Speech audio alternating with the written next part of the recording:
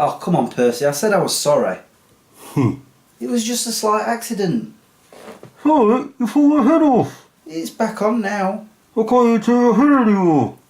What I want to know is, why were you touching his head in the first place?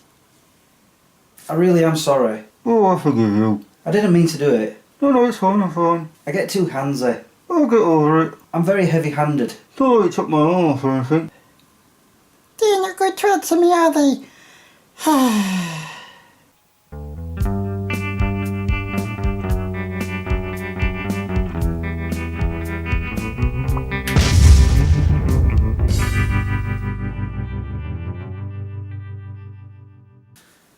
Hey guys, my name is Chris and welcome to my show Smeg Chris. For those of you who saw my behind the scenes video, yes, it's true, Percy lost his head. I lost it. Did I stuff it in a closer? Okay, it was my fault. But that just proves how accident prone I am.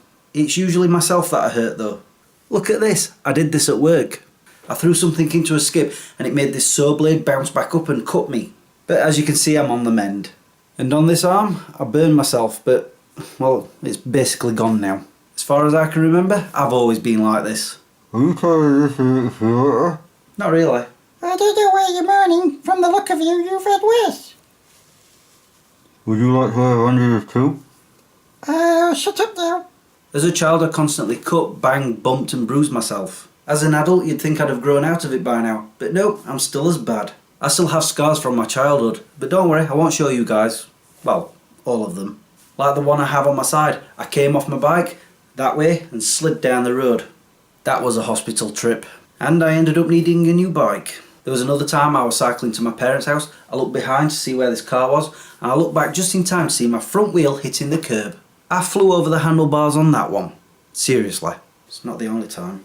However, I wasn't injured that time, but I was feeling a little bit woozy, and I remember just standing there, and then all of a sudden, I woke up on the floor. Yep, I passed out, but only for a second. I assumed that because nobody came to my rescue. And yes, I needed a new wheel for my bike. I also came off that same bike leaving work once. To be fair, it wasn't my fault. There was black ice and I didn't see it, and the bike just slid from under me, and well, I think both of us travelled about 30 yards. Luckily I didn't injure myself that time. However, yet again, I needed a new bike. Moving away from bikes, I have a scar on my nose from doing something really stupid as a teenager. I'm going to regret showing you guys this because all you're going to be seeing is that. Anyway, right here, it's very small. So small in fact that I keep forgetting it's there. And how did I get it? Well, you know those barriers that they put up to stop bikes from getting through? I tried jumping one once. I failed. I fell flat on my face and this is the result. I think I also cut up some of my mouth, but it healed up. And just so you know, I haven't tried doing it again since. Let me show you something else that's on my face. Right here, see that? I was shaving once, chopped it off. Honestly, took a right big chunk out of my lip. Yep, I did that as a grown up. I think it was about 10 or 15 years ago. Back to my childhood, there was a time when I almost killed myself falling out of a tree. As I got higher, climbing up it, one of the branches I grabbed decided to snap and I fell about 15-20 feet. Pretend this is a branch sticking out of a tree. I landed on it with my stomach, very hard. I was so winded I couldn't breathe for about 2 or 3 minutes. And I was lucky it didn't go through my stomach. Do you still climb trees? No. Maybe. Not that often though. One of my worst accidents from when I was a child was something simple but dumb. I was 14 and I was at the local pub. Not drinking, I was outside playing on the benches. I was jumping from one bench to the other, and when I landed on one, I heard a crack in my foot. Yep, I broke it. I was off school for 6 weeks with that one. Let's just say that my days of jumping on benches was over after that, I think.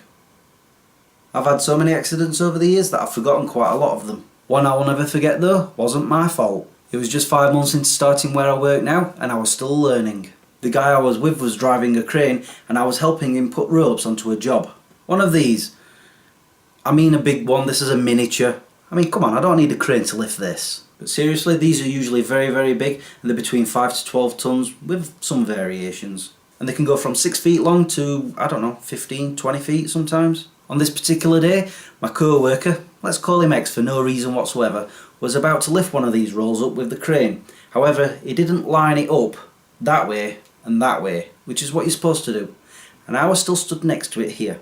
And then he lifted it. As it did so, because the crane wasn't straight, it was like this, it swung this way. However, there was another roll at the end here, so this part of the roll clipped that one, spun the roll round, and I was here next to another roll straight into my leg, into my knee in fact. I keeled over in pain and went into shock for the very first time, which is a weird experience. My hearing went, my vision blurred really badly, but I managed to not pass out, for once. I did end up at the hospital and had a month off work, but since then my knee has never been right. Every winter it hurts, and I also found out that I can't cycle too much because my knee locks up, which saves me from falling off my bike as often. But I did get compensation for that accident, which I ended up buying a bike with. You really are accident prone. Don't ever talk to me again. I won't. I'm sure I've got plenty of other stories of all the accidents that I've had in the years, but I've taken up enough of your time. So thank you for watching and subscribing if you have. Until the next time, peace out. Seriously though, why were you touching his head? So the thing about my knee locking up if I cycle too much is true. I found this out 4 years after the accident, because for 3 weeks I just cycled absolutely everywhere. To work, to town, I even went to Clumber Park on it, and back. That's not far from Sherwood Forest, it's a long way away. But after those 3 weeks, I started feeling my knee getting weaker and weaker, so I stopped cycling. But however, over a 3-month period, my knee just got weaker and weaker and weaker, to the point where I could not even stand up. So what had to happen was I went to the hospital, they stuck in a needle in the back of my knee, which burned away all the scar tissue so it could re-heal itself again. So yeah, I was off work again with that. I think you can still see a little bit of bruising there from it. That was, what, 22 years ago? That's not a pretty sight, is it? I'll put my leg down now and turn off the camera.